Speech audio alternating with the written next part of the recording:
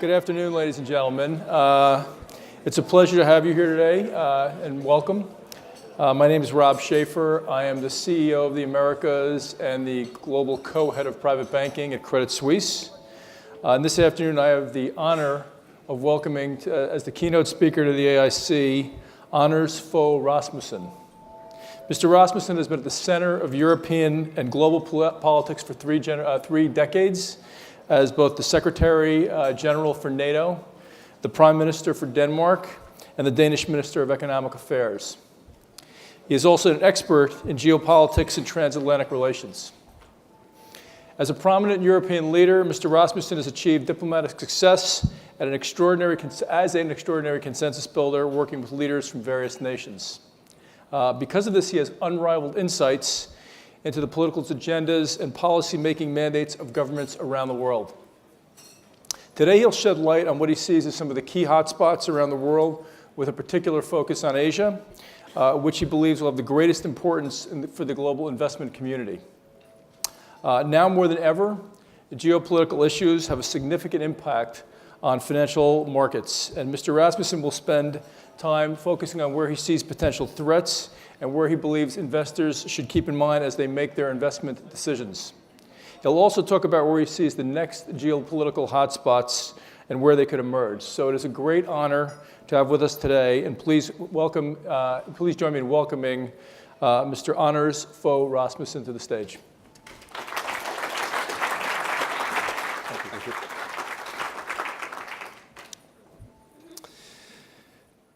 Thank you very much indeed for that kind introduction, and thank you for the invitation to attend this conference about geopolitics.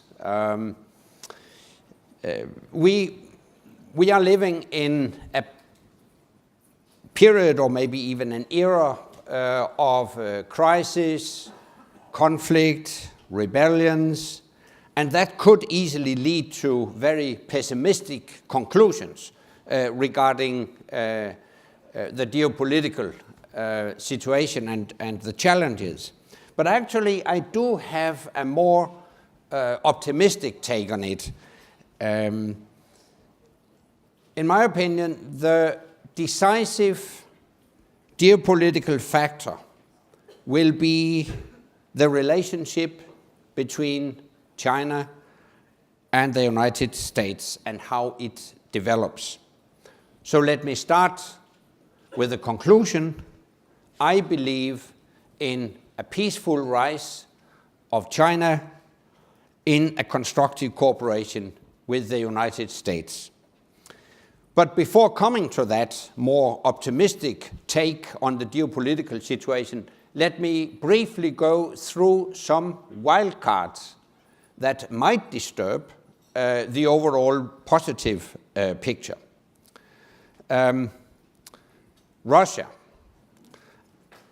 A wildcard could be a possible Russian attack on or intimidation of one or more NATO allies.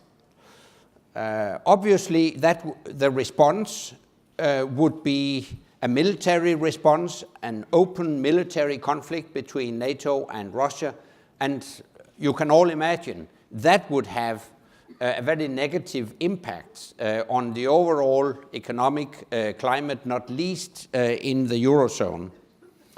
I do not consider that risk the most likely because of NATO's strong deterrent effect, but a declining Russia can be unpredictable.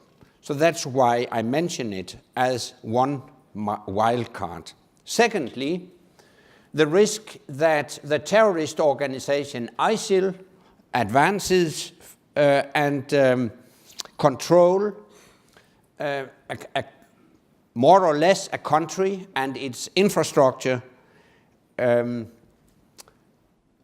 That's a permanent risk, but maybe not the most likely because of the coalition airstrikes. They have actually put ISIL on the defensive,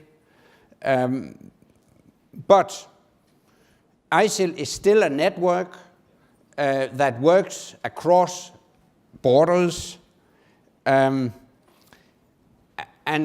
might potentially have a global reach.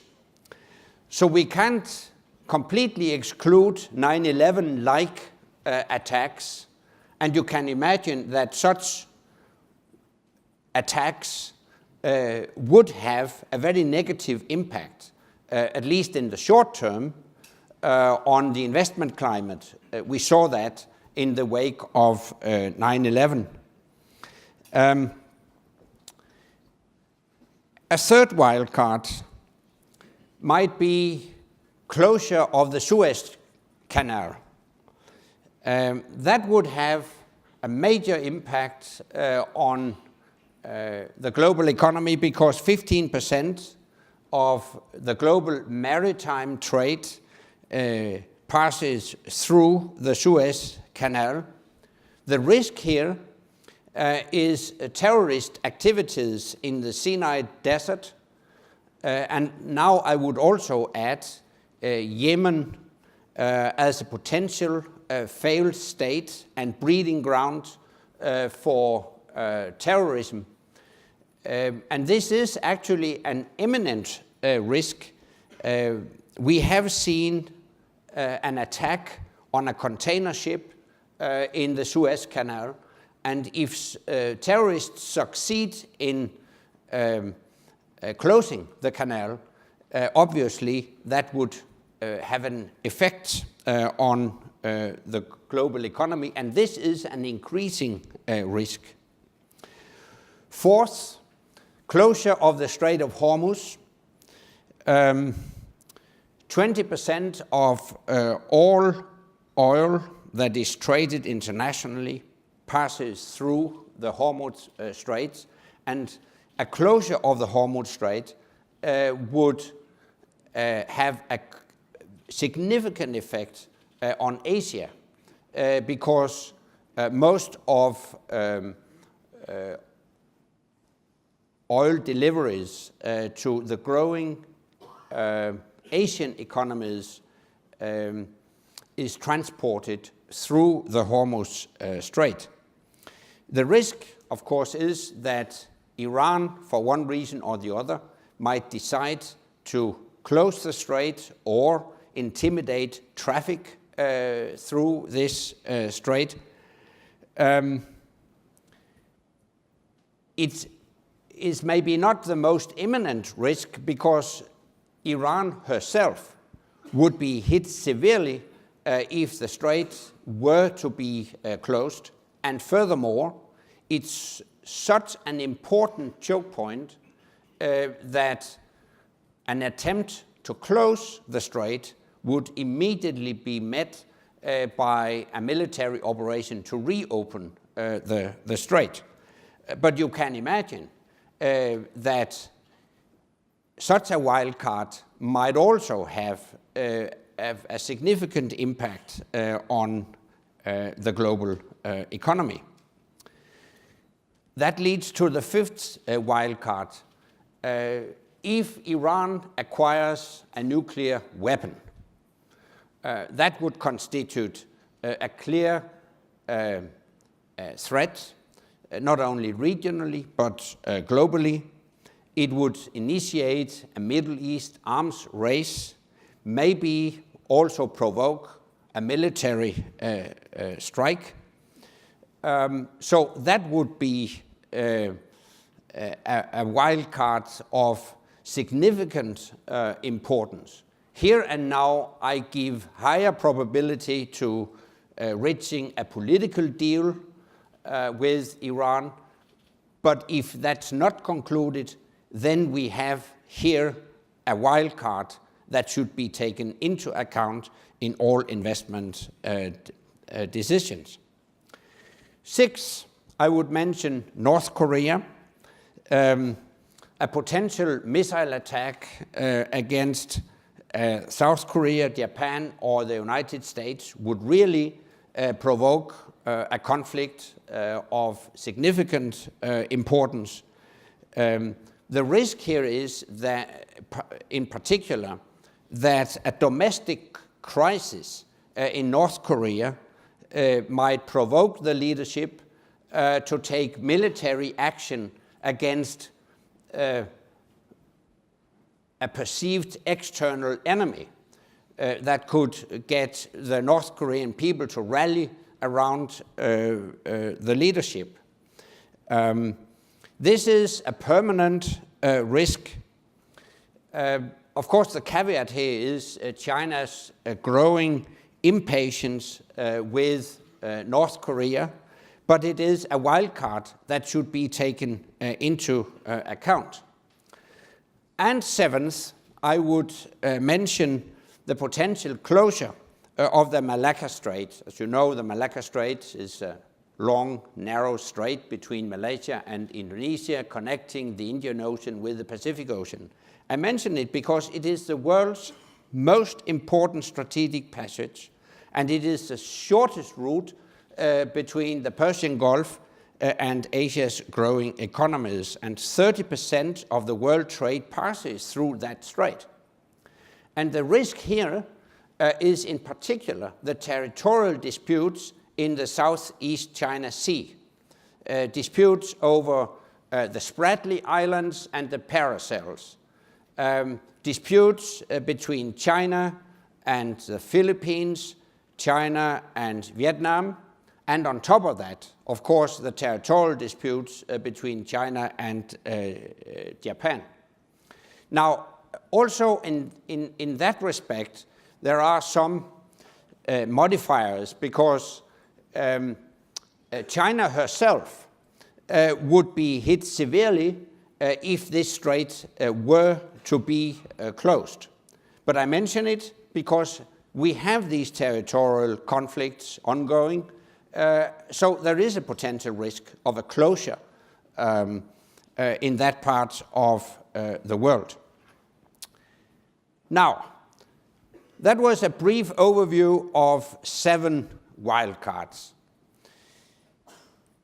That leads me to some remarks about what I think will be the overshadowing geopolitical factor in the next decades, namely the relationship between China and the United States. And basically, I consider China a positive story. I wouldn't suggest that it's without problems. I have already mentioned the territorial disputes involving China and a number of China's neighbors. We have seen significant increases in China's defense budget during recent years. This year alone, we witnessed a 10% increase in China's military budget.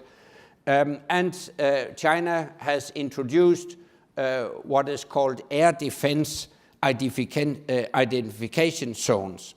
So there are a lot of security challenges surrounding the rise of China.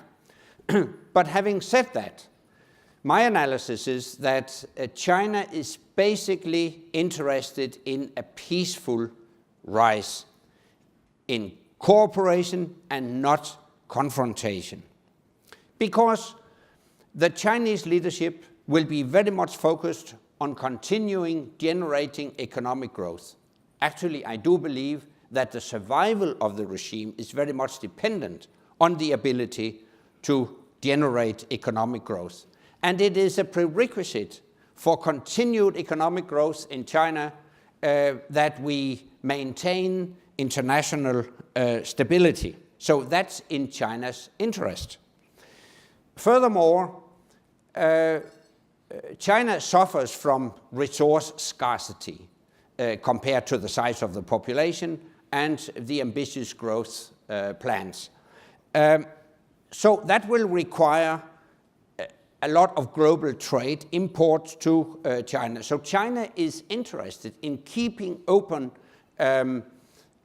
trade channels, and China is interested in a free trade system. So it's not by accident that China many years ago entered the World Trade Organization. That's part of the Chinese strategy. China also needs a transfer of technology, not least to solve some environmental problems and challenges. That would require quite some foreign direct investments in China. That would require partnerships, global partnerships between China and important countries in the world.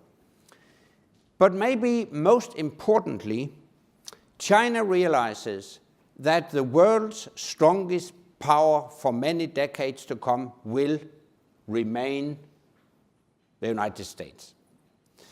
And that will be a decisive factor in the Beijing calculations, in a possible choice between a declining Russia, a weak Russia, and a strong and further strengthened United States.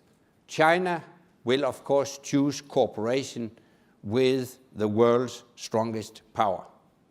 It's true that the Chinese economy totally will become the biggest in a few years' time. But still, the average or the income per capita in China is about 20% of the American income per capita. But of course, when you multiply with 1.3 billion, it adds up to something. China, the Chinese economy in total will soon become the world's biggest economy. But that's not equivalent to being the strongest economy. The United States will remain the strongest power on Earth for many decades to come. It has a unique geographical location with access to two big oceans, the Atlantic and the Pacific. It has untapped resources and now also energy. The shale gas plans will continue to develop, while China will still be importer of energy. The United States economic system is much stronger than the Chinese, and it will remain so for many decades to come. When it comes to competitiveness, the US, according to the World Economic Forum, is number 3, China number 28.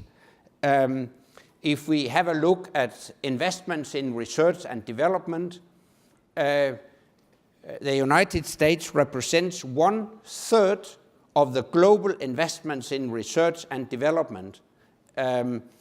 China only 18%, and that's a decisive factor when it comes to future growth. If you have a look at the top 25 brands in the world, 19 of the top 25 are American. If you have a look at universities, out of the top 20 universities in the world, the 17 are American. Just to mention some factors that describe the strength of the American economy and the American society. On top of that, America will remain the most attractive nation in the world, attracting talented people from all over the world. That stimulates entrepreneurship, startups of new businesses, and it gives America a demographic advantage. It's estimated that from now until 2050, the American population will grow by more than 40%. And of course, that gives dynamism.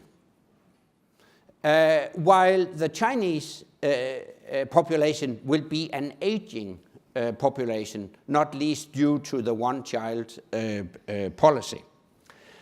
Last but not least, militarily, the United States will remain by far the strongest power on Earth. Out of the total global defense investments, the United States represent 39%, while China, despite increases in their budget, only represent 11%. And if you have a look at the stock of military equipment, I think the strength will be 10 to 1. The Chinese realize all these facts and figures, so they know that if they are to continue development, progress, growth, they will have to cooperate peacefully with the United States. The United States has led the development of an international order since the end of the Second World War that has created an excellent framework for the rise of emerging powers. Quite a liberal system, open to emerging powers, and China realizes that they have profited from that system, from the United Nations, the World Bank, IMF, the World Trade Organization. All that has actually benefited the Chinese rise. So the challenge will be to create sufficient incentives for emerging powers to operate within that system, that international order led by the United States since the end of the Second World War. So what is required now is to give China incentives to work multilaterally and better integrated in the existing structures. And it's also required that China recognizes that the US has a role to play in the Asia-Pacific region. So in very concrete terms, the policy that is needed is the following. Firstly, that IMF and the World Bank are reformed in such a manner that China and other emerging powers can find themselves in those structures. These structures still more or less reflect the power balance as it looked like by the end of the Second World War. The structures should be reformed. And that leads to one very specific point regarding the Asian Infrastructure Investment Bank that is planned by China, and initially received some resistance from the United States. I think that was a strategic mistake, and I see indications now that the United States, like other Western countries, will now engage constructively in a cooperation with China in developing this infrastructure investment bank. And that's essential, I think, to ensure that this new infrastructure investment bank cooperate in a constructive manner with existing financial institutions like the IMF and the World Bank to ensure continued high quality and standards and ensure coordination so that we don't waste resources. I also think it's important that China is included in a future trans-Pacific partnership. China is not part of those negotiations right now, but I think a future perspective should be to include China in those arrangements. In exchange, China should respect a rules-based security order also in this part of the world, and respect that territorial disputes should be solved not by using power, but by using international law, among them the Convention on the Law of the Sea. China should also engage constructively within the UN in preventing Iran and North Korea from acquiring nuclear weapons. And China should engage constructively in developing crisis management mechanisms to solve potential crises in Asia. I am basically quite optimistic about the future geopolitical development, and my conclusion is that if China and the United States can find each other in a constructive cooperation, they can also help each other in keeping the wild cards at bay. And with this tour de force of geopolitical challenges, I am ready to answer your questions. Yes? You mentioned the deterrent effect of NATO, but very few European members of NATO are actually paying their mandated 2% defense spending contribution. So just how good is that deterrent effect?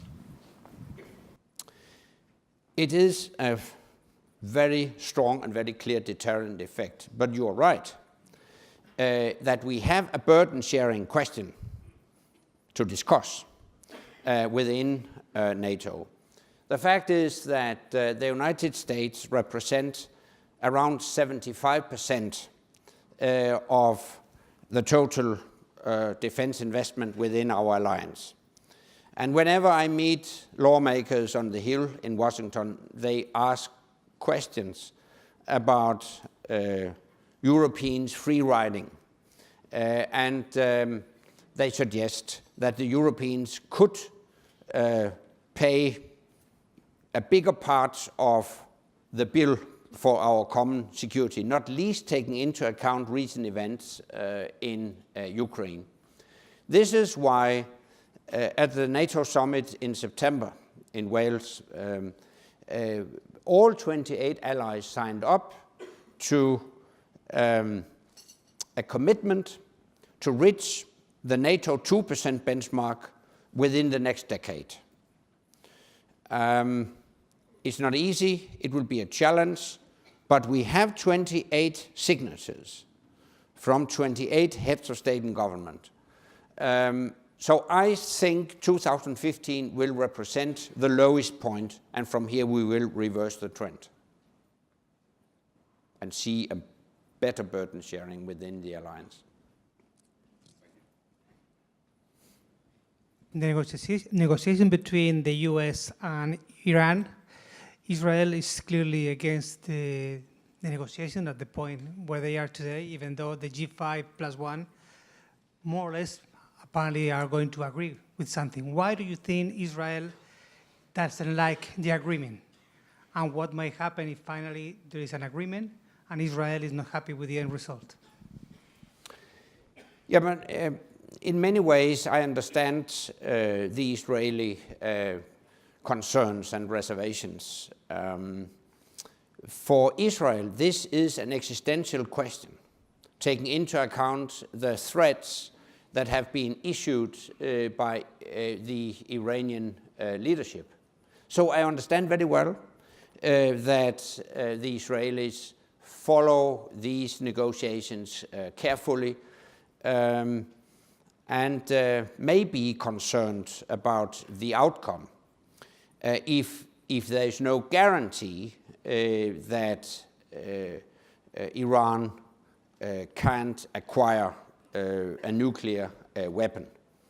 Having said that, you should also ask yourself, what is the alternative if a political deal isn't agreed?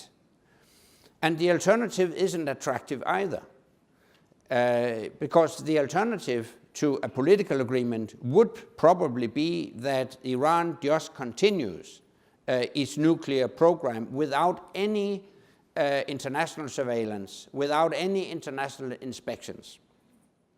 So this is not easy, but in the choice between a continuation, an unchanged continuation of the Iranian program on the one hand, and attempts to direct the Iranian plans into a civilian project, I prefer to give it a try and reach a political deal, including international surveillance and inspections. I wouldn't suggest it's easy, but on balance, I think it's justified to give a political deal a try. But having said that, I would expect the United States to accompany such a political deal with firm guarantees of Israel's safety and security. Good afternoon. Thank you for your presentation. I was missing on your wildcard list ICs. Can you sort of elaborate a little further to what extent ICs is a threat to the Oriental and Western society and also to capital markets? Because I see the power, how quickly they can create volatility is quite remarkable. Is my observation right? Yeah, actually I mentioned, I called them ISIL, but they have many names. IS, Islamic State, but it's neither Islamic nor a state. It's sometimes called ISIS, or as I did, ISIL, but it's the same. It's a terrorist organization.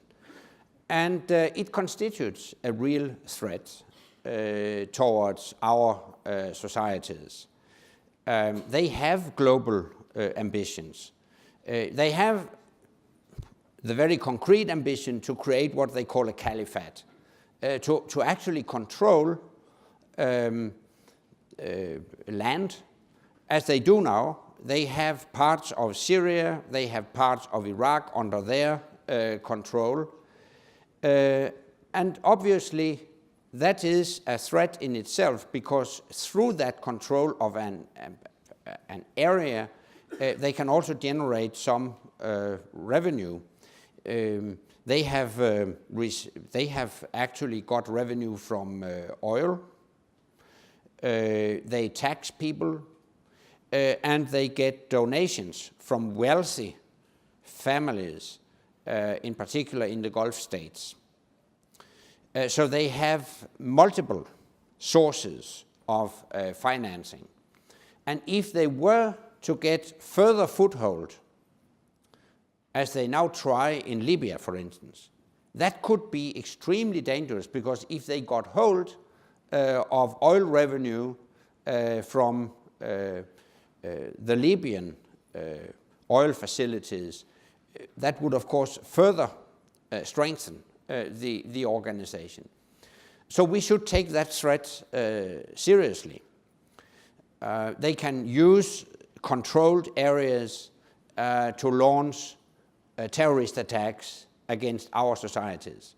But on top of that, we have the very concrete threat from foreign fighters returning to their homelands. And in particular in Europe, but even in the United States, that's an imminent risk. We have already seen terrorist attacks and attempted terrorist attacks in Europe originating from such returned foreign fighters or extremists with sympathies for ISIL. To that end, European countries need to take steps to prevent people from going to Iraq and Syria and join ISIL in the first place. And if they do and try to return, new steps to prevent them from returning to their homelands. And overall, we need strengthened cooperation between security and intelligence services to monitor the movements of these individuals and groups. You didn't exclude a small probability of a military escalation in Europe, and as we discussed yesterday, it might get out of control at some point and lead to a more intense and particularly nuclear conflict as well.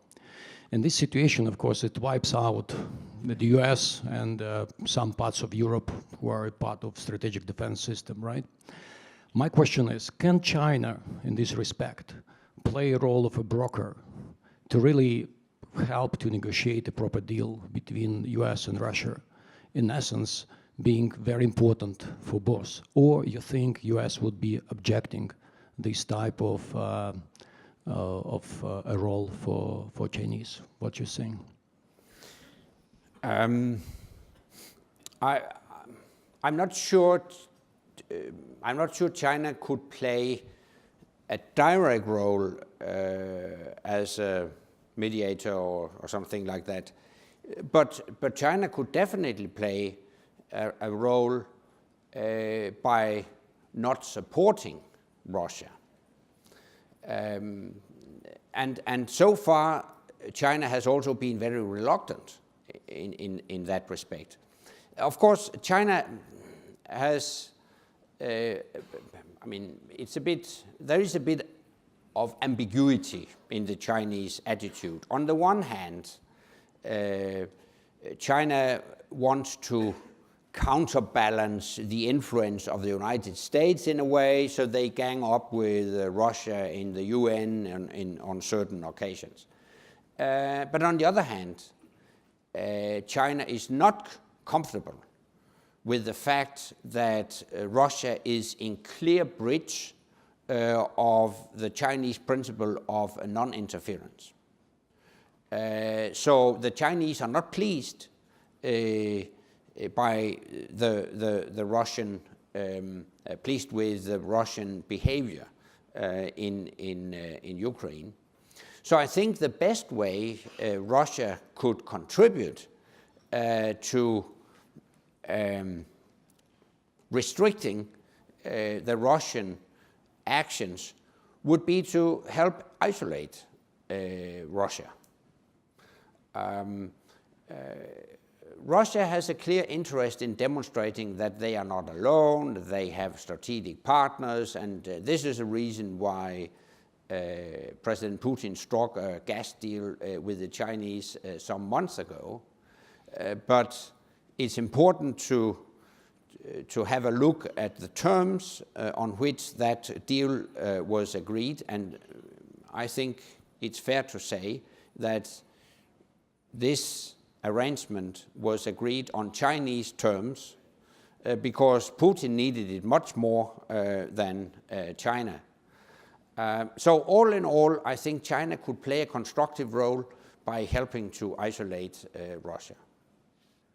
Thank you for your comments. We're still in 2015, so this might be a bit early, but I was interested to hear your views on perhaps compare and contrast the approach to some of these challenges you mentioned between Secretary Clinton and former Governor Jeb Bush. I'm not going to interfere with that. But I think whoever might eventually run for president, an issue in the domestic American debate will be American global leadership. How much should the United States engage in the world? And I will make it quite explicit that I see a need for a very determined American global leadership. Because the risk is that if there is a perception of American retreat and retrench, then tyrants and terrorists will advance. So from a European, coming from a smaller European country, a clear request for strong American leadership.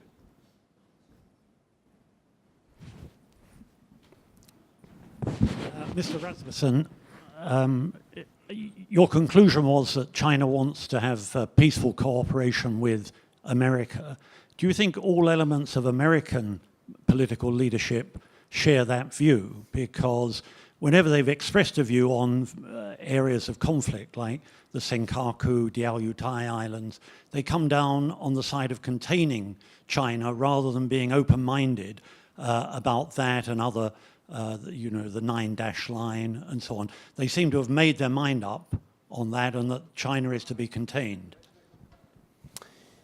Well, as I said in my introduction, I think it's important that China accepts that the US has a role to play in the Asia-Pacific region. Also for historical reasons. I mean, after the Second World War, for instance, Japan accepted certain restrictions when it comes to defense and security. So Japan is very much dependent on a cooperation with the United States. Actually, the United States is the guarantor of Japanese security. The same goes for South Korea. So the United States has a role to play in the Asia-Pacific region, and the fact that the United States is here shouldn't be considered containment of China. But having said that, I also think the American Congress should realize that it is a prerequisite for keeping China within a global multilateral framework that the United States is ready to reform the institutions that were established under American leadership after the Second World War, including the Bretton Woods institutions. And I say this connected to what I mentioned in my introduction. I see a clear link between the lack of reforms of the World Bank and IMF and the voting rights, etc., and the fact that China took the initiative to establish this Asian Infrastructure Investment Bank. And you can't first block reforms of the existing structures and then blame China for establishing new structures. So better come together, I think, and join forces and ensure efficient use of our resources. So in that respect, I think, in particular, the Congress in the United States should reflect a bit on the consequences if you are too negative when it comes to American engagement in multilateral structures. I know this discussion because I've met many lawmakers in the United States, and we have this ongoing discussion because many of them feel that the multilateral structures put unnecessary restrictions on the United States. But of course it is give and take, and if we want emerging powers like China to operate within multilateral structures, we should also adapt these structures to welcome these emerging powers. That's my basic view. And no one could accuse me of being negative towards the United States.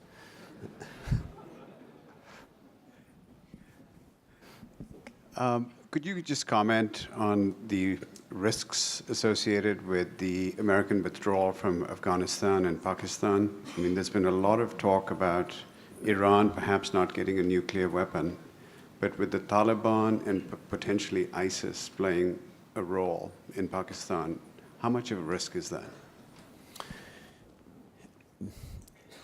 It is a potential risk.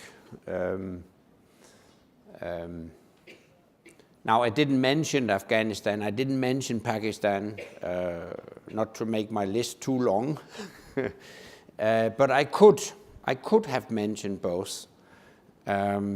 I would say in particular Pakistan is a country that should be followed closely, also taking into account that it is a nuclear power. But also indications of an ISIL presence in Afghanistan are of course a matter of concern.